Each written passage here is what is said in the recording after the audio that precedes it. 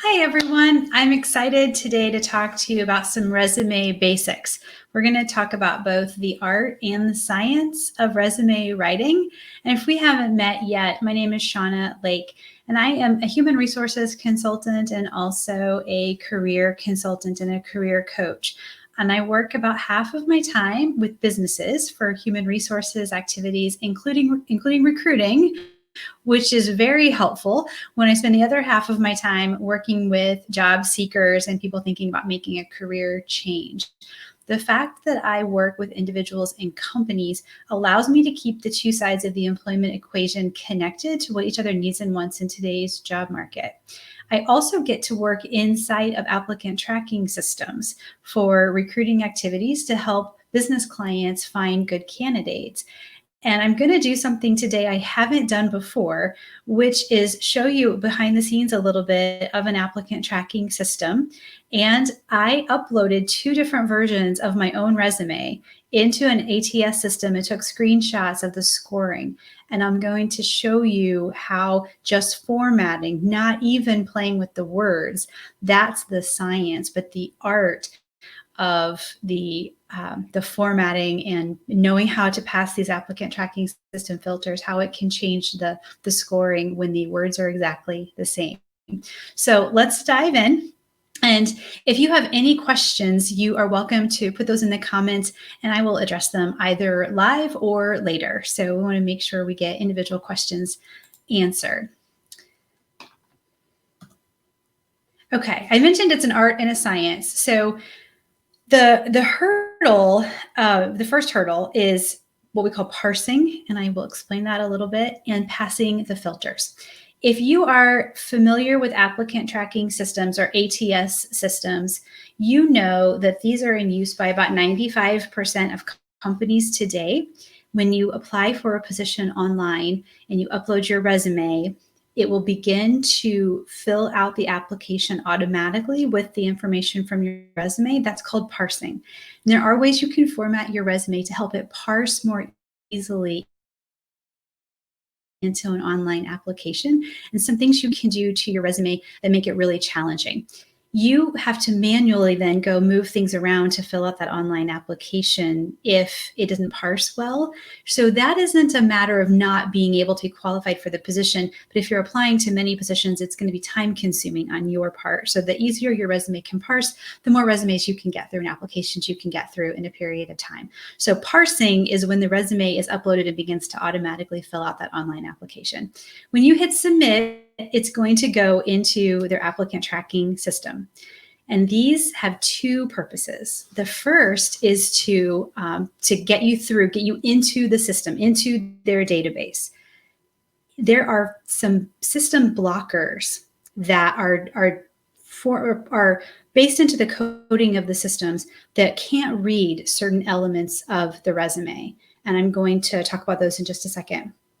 Once you can get through the filter, then the second function of these ATS systems is to score your application against the job description and the requirements for the position. So it's looking at your education, your background, your years of experience, and keywords from the job description about the knowledge, skills, abilities, competencies that they're looking in the role. And some deliver a numeric score. And actually, the example that I'm going to show you in a little bit does that. Some of them actually rank candidates. And the recruiter can say, show me the top 10, show me the top 50. And if you don't score well, you'll never get a human to actually look at your resume. But if you can't pass the filter, you can't even get to the scoring step. There are about 25 different applicant tracking systems on the market today, not including all of the custom-built ones that some companies use. And it would be nearly impossible to know all of the rules and which ones can accept what. So some of the things that I share are ways that you can have maximum compatibility and formatting things to take off of your resume or avoid having on your resume so you can pass all of the filters on the market, because you don't necessarily know which one different companies are using. Sometimes you can, when you're in the application, you can see what URL they've directed you to, like a Workday, for example, or ADP, but you don't want to have to maintain 25 different versions of your resume based on the rules of each system. So they have to pass the filters, and then there's parsing. And the second hurdle is appearance, having the right content, and being relevant for the position. That's where the human eye will come into play. When you can get past hurdle one and a person can actually see your resume, then they can evaluate you for the position. Then they'll make judgments about, does it look clean? Does it look professional? Do I like this layout? And is it relevant? And do they have the experience? Some of the things that perhaps a recruiter or a hiring manager or the computer couldn't screen for or didn't know what to look for, but that human intervention is going to come in hurdle 2. So if you started your resume with a Pinterest template or even some of the Microsoft Word templates, actually a lot of the Microsoft Word templates have these elements that can get blocked by some ATS systems. Not all, but that's the problem, is you don't know which systems can tolerate which of these. So if you want maximum compatibility, avoid logos, pictures of you or anything else, borders, page borders around the outside. Icons, and I'll show you an example, but putting a picture of a phone next to your phone number, it looks really nice, and it's in a lot of templates, but some systems can't read icons. Text boxes, headers and footers, tables, and non-standard bullets, and actually columns fell off my list here, but if you have multiple columns on your resume, some ATS systems can't read that. So that may be really disappointing for some of you. I'm really sorry if that's the case. I'm going to show you some examples and things that you can do to make the resume still look visually appealing, but pass all of the filters so that we can make sure that these aren't the reason why a human doesn't look at your resume. Now, if you have a nice resume, a graphically designed resume, that is still acceptable and is great to email people when you're networking, to hand to people at the beginning of an interview, or if you're doing an informational interview, to hand in person. It's only when you have to apply online and go through their ATS system that these formatting issues matter, but they matter a great deal, which is why I talk about them a lot. And if you don't want to have to maintain 2 versions of your resume, then I would ditch the graphically designed one and go with one that's going to be ATS compatible, at least for the foreseeable future until systems all catch up with each other. Here are a couple of examples. I'm going to make this bigger on the screen. A couple of examples of resumes that are not applicant tracking system compatible, and I want to just quickly remind you of what it is that's causing that to happen. The one on the left, I downloaded off of the internet, has a picture, which is problematic, and this is in a text box. These are the icons I was talking about, and these are embedded in a table. The education is actually tabbed over for each of these, which is okay, a non-traditional way of showing it. But you generally only want to put education above experience when you're a new graduate. Otherwise, and I will show you one other example of when that's a good thing to do, but generally you want to put your experience before your education. And you want to put your experience in reverse chronological order. And these are backwards. You want to put what you've been doing most recently. And there's a second page to this, which is cut off here that went more current. But this is starting at the beginning of her career, and that's backwards. So some reasons why that one's not going to be acceptable and generally not in good form. It's kind of failing my science and art test.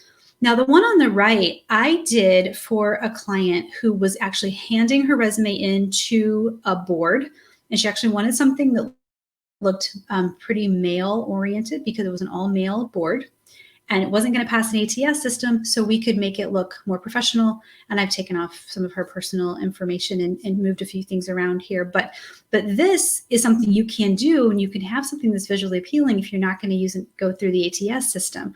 And if you aren't sure, I would err on the side of something that doesn't look like this, but is ATS compatible. And I'll show you what that can look like. Okay, here's a glimpse inside of an ATS system. And I wanted to show you this because when you're setting up a system, a recruiter or an HRIS manager, whoever is setting up the system, has some choices to make about how strict or lenient they want the ATS system to be as it pertains to resumes that are coming in.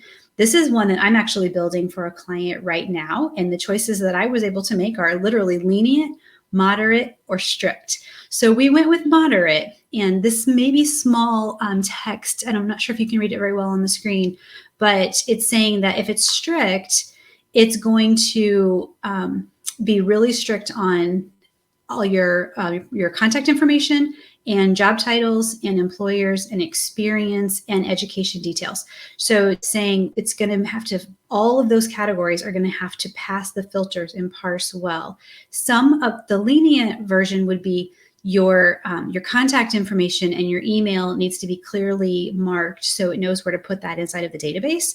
Moderate goes a step further and says, also, some of your experience needs to match this format so we can read it easier. And strict means the entire resume needs to be ATS compatible, so free of those tables and charts and the things that I mentioned before. And these arrows down here are showing the recruiter, if you choose lenient, you're going to have a high success rate that people get through the filter, but a low accuracy rate of how well they actually score against the job description. Moderate is balanced, and strict means you're going to have fewer people who get through and a higher accuracy rate. Now, getting through means what the recruiter will actually be able to see. As an applicant, one of the frustrating aspects of this is that when you apply, if you don't make it through the filter, one of two things will happen. You'll either get an automatic rejection right away. So if you have been rejected in seconds, this is probably why. Or you'll never hear anything. And while we get frustrated about the candidate experience, and sometimes we think that means that employer is not very empathetic and they're not great about getting back to candidates. In this instance, they don't know to get back to you because they never saw your resume either. It just goes into who knows where. So you aren't getting seen and they don't even know they need to tell you that. So that's what a strict ATS setting can do. Okay, so let's dive into some things that you can do in resumes that things that I recommend you have on your resume generally and that are ATS compatible.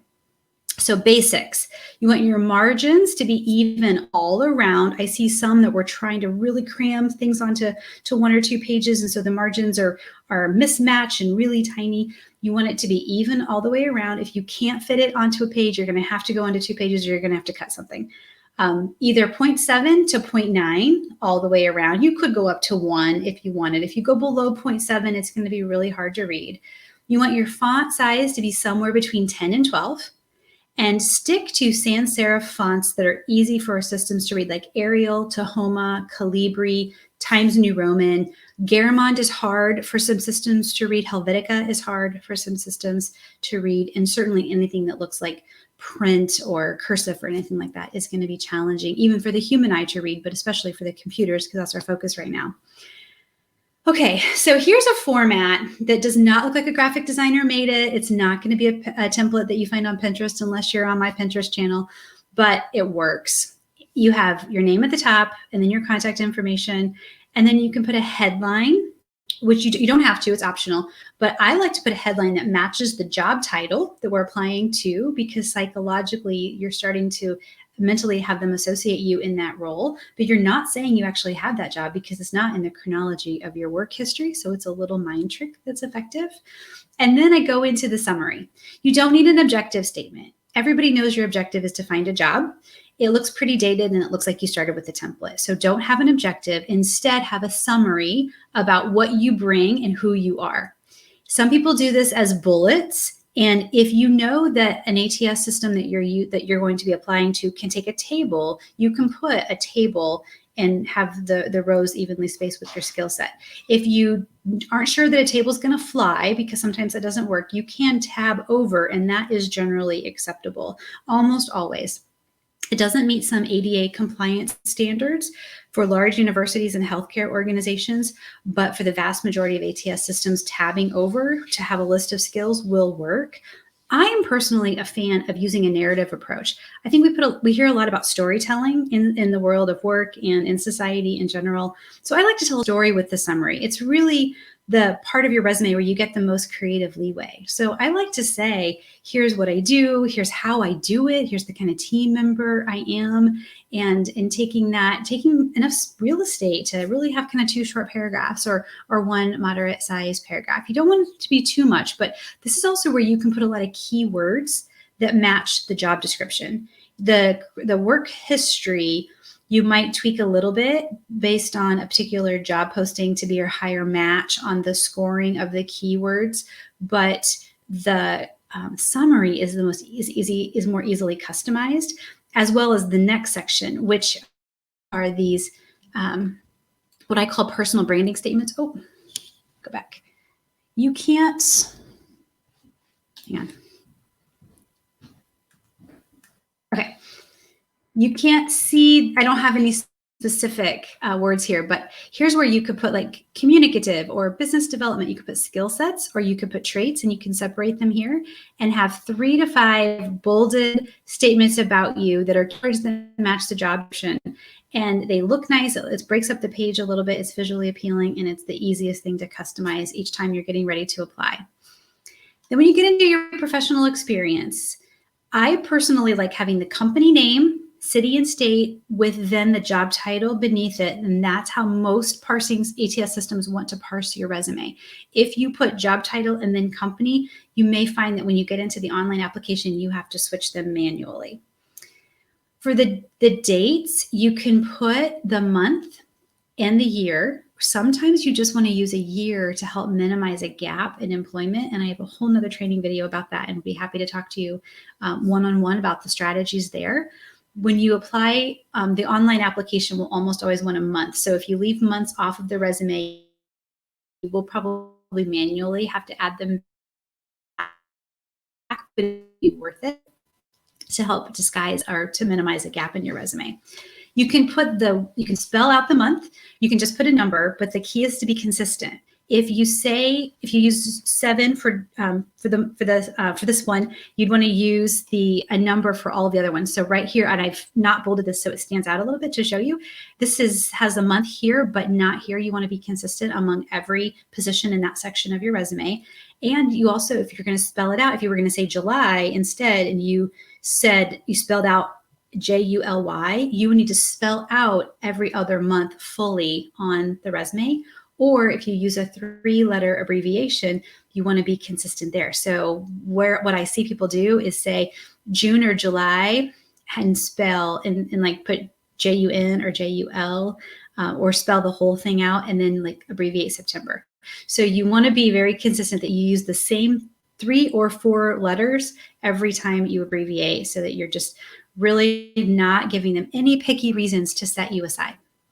Okay, one other thing logistically, and a funny thing about ATS systems, if you have a slash mark, so a lot of times we'll have like a hybrid job title and we'll put a slash. If you use a slash, you need a blank space on either side of it. I know that's really random, but it's something that they look for. Now, I have some, these are instructions, not sample language, but this is a nice feature. It's optional, but beneath the job title, to put 1 or 2 sentences, a little brief paragraph outlining your key duties and describing the business, particularly if it's not well known. This is maybe where you say we're the leading industrial supplier in Charlotte, North Carolina, because somebody may not know that, and you want to give them an idea of the scope and the importance of the position you held. You also can take that opportunity to say, I managed a team of 20 people, or I had project management duties. Things that sound a little job description-ish, we would like to put in that sentence instead of the bullets. The bullets beneath each job are your most valuable real estate. Those are where you want to put your key accomplishments, not duties, unless it was something that's really going to help you stand out and show that you're extremely qualified for this position because you had a complex set of responsibilities, large scope, a high volume project. Every bullet should start with an action verb, and every bullet in that section should have a different action verb. And something that catches people up is that they put an adjective or a qualifier before the verb, and that doesn't count. So I saw one this morning that said successfully managed, blah, blah, blah. Well, successfully is not a verb. So we just said managed and then talked about the results. So make sure it starts with an action verb. And if you can put, my next bullet here is avoid things that read like a job description. It shouldn't say that you were responsible for ordering office supplies. Talk about how much money you saved ordering office supplies. And if it's not quantifiable, talk about how you set up a new system or why was that significant. But don't use this valuable real estate to copy and paste from a job description. And then end with something that's an award or a quantifiable result or something that's like an exclamation point on that job. Okay, that's a lot of information. Then here's a sample for you. So company name, senior project manager, oversaw $2 million annual budget. And so this is the kind of the description of the role, and drove the implementation of a lean system development with full mobile and offline capabilities under 19 months with a $4 million budget. Launched 5 projects annually for serving 9,500 field and telesales agents. Now, this last bullet's highlighted here because it says facilitated cross-functional meetings with team members, clients, business, and IT, and contractors. That could sound like a part of a job description, right? However, this particular client knew the job she was applying to, she had done some homework about the particular position and knew that one of their pain points was that IT and the business didn't talk to each other. So that's why she wanted to make sure it was here. So when you can get intel like that, it's incredibly valuable. Okay, so here's kind of blown up some things that you could put on the second page of your resume. Education, pretty self-explanatory. I have some other training about if you didn't finish college, how you can phrase that if you have some college but not that you didn't finish. You could also use that for certifications. I would not have an education section if it's high school. You could put that on the application, but I wouldn't use valuable real estate on a resume to talk about that. Advanced technical proficiency is a phrase I like to use for software skills, but could also be technical skills. And you only need to have this section if you have more than Microsoft, Excel, and email. Don't have a technology section to say, I know Word, Excel, PowerPoint, because that's pretty much table stakes today. What you want to say is Microsoft Office and this, and this. And if you can't say those things, just don't have that section. Or think of non-software technical skills that we can list. And now significant skill area is not required, but it is a way if you have extra white space that you can take up some space on your resume. Most people who have a one-page resume don't struggle to fill it. It's when you can't get it onto one page, it goes onto 2, but then there's all this white space. Now you can have a special skill section. Some people put that in a table format, but again, you're risking ATS compatibility. So I like to separate them by colons or commas or semicolons. And you can really have as many as you want. You don't want to be obnoxious about it, but it's going to help you score better on an ATS system. So all of those words are getting counted, if you will, in the scoring. I'm going to show you a screenshot of scoring 2 different versions of my resume.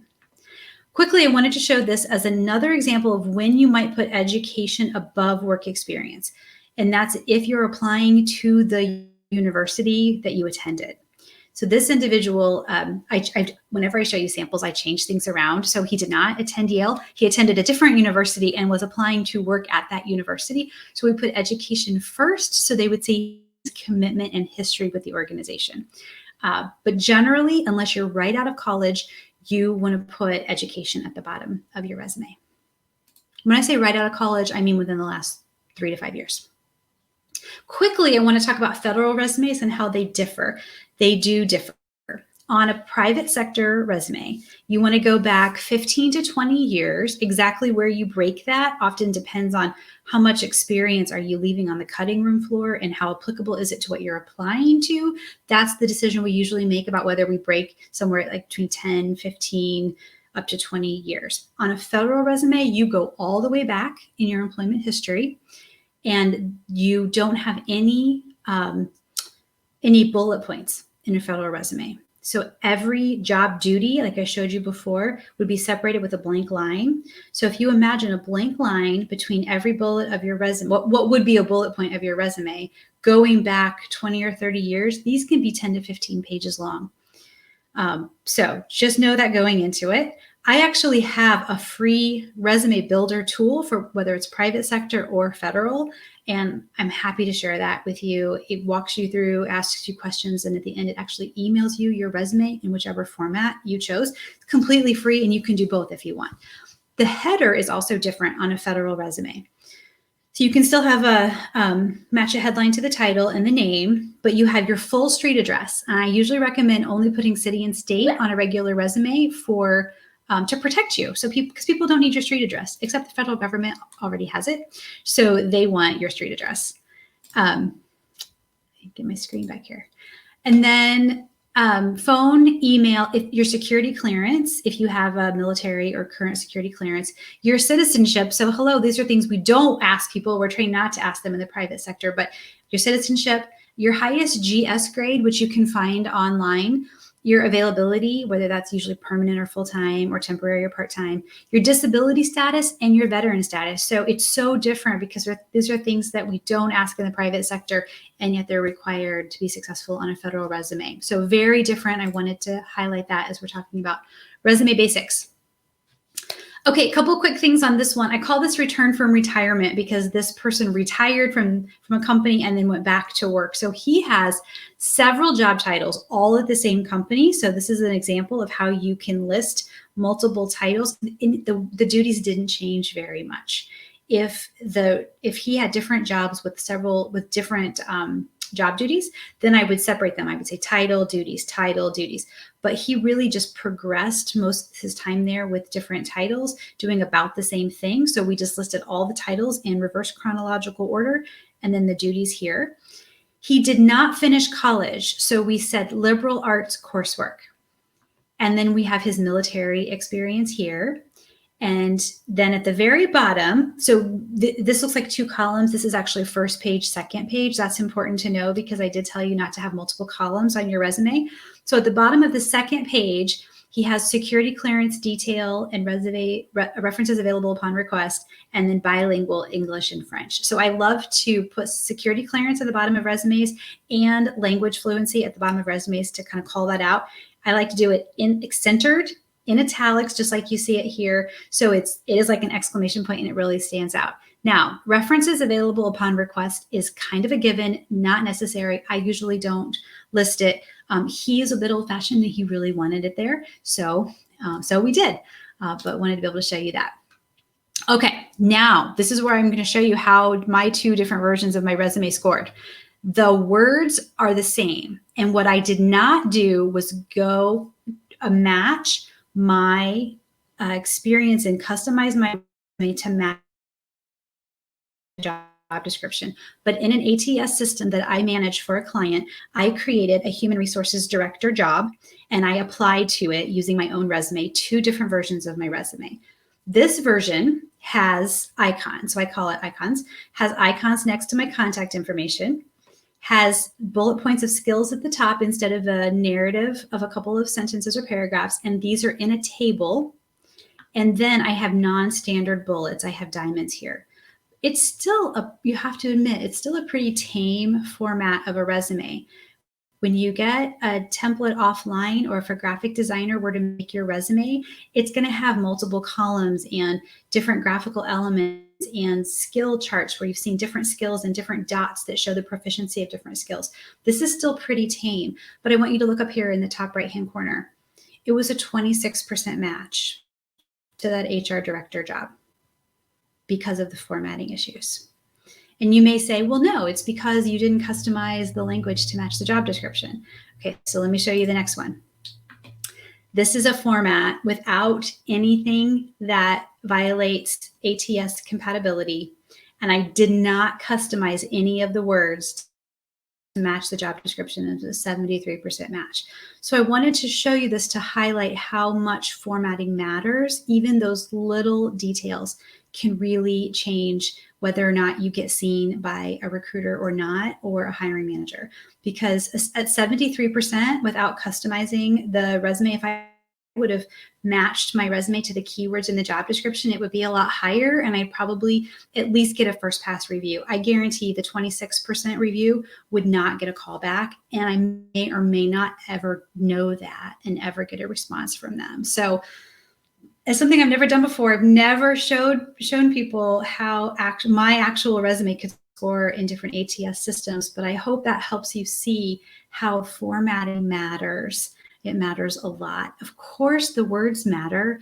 You want to have strong, action-oriented, results-oriented resumes, but no one's going to see that and get a chance to read it if it can't pass the filters. That's the art and the science of resume writing, and what I'm so passionate about helping people understand so they can compete and win in today's job market, because I'm here for you to help you do that.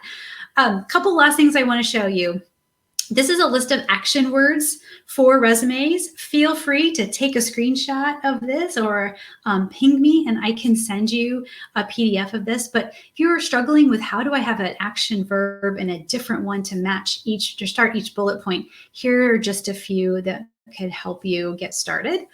These are all in the past tense. So when you're writing your resume, generally, if you're currently working, those bullets in that section is in the present tense and previous work is in the past tense. But you can put your current work also in the past tense. You just don't want to put past work in the present tense, if that makes sense.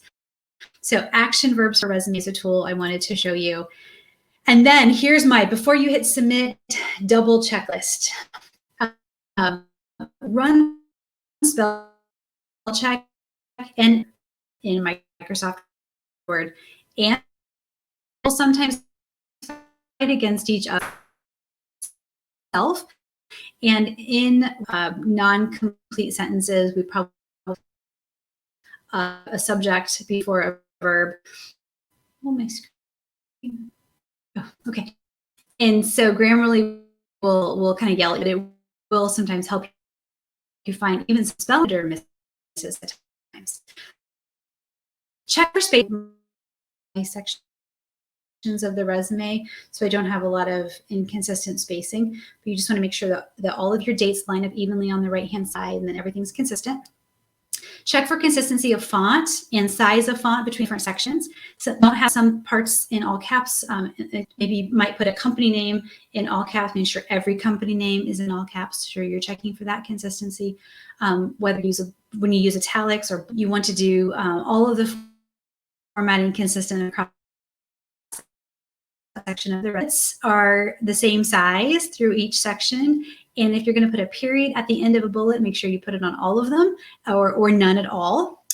Start each verb with a different, each with a different action verb. Make sure your page breaks make sense. You don't want to break a page in the middle of the duties of a job. And sometimes that's hard, but I've only seen in my career maybe 1 or 2 times where it was absolutely unavoidable. There's almost always a creative solution to make sure that your page break is in between different jobs or different sections of the resume. Make sure that your name and a page number are on the top of page 2. And if you have more than 2 pages, I hope that it's because you have an academic CV, a lot of publications or speaking engagements, or it's a federal resume. Those are the most common reasons why you would go beyond 2 pages of a resume. But for every page beyond page 1, make sure your name and the page number are on the top of the page, but not in a header, because headers aren't ATS compatible. You wouldn't actually type it at the top of every page. And that's because sometimes people still print resumes and then they drop papers and things get separated, and you want them to be able to match all of your pages up together quickly and easily.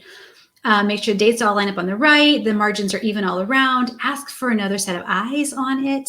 Make sure your contact info is accurate. Make sure your email address is professional and does not give away your age. Please do not have the year you were born in your email address. And make sure that your voicemail is ready. I can't tell you how many times I've been excited to talk to a candidate and I call them to have a phone interview or set up a phone interview, and their voicemail is full or not set up, which is just disheartening.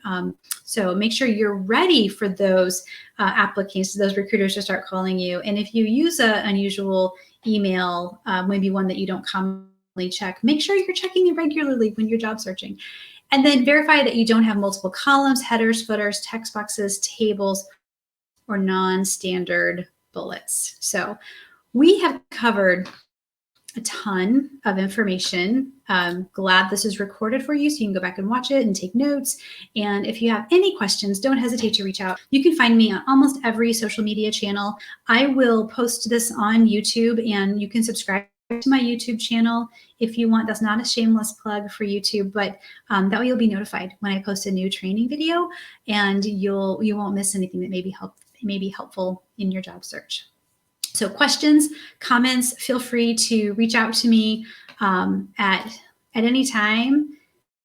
And oh, someone just said voicemail. I would have totally missed that. I'm glad to help this.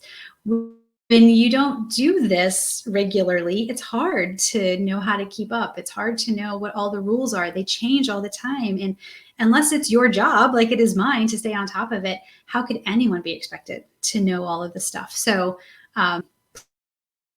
please let me know how else I can help you, and have a great rest of your day. Take care. Bye-bye.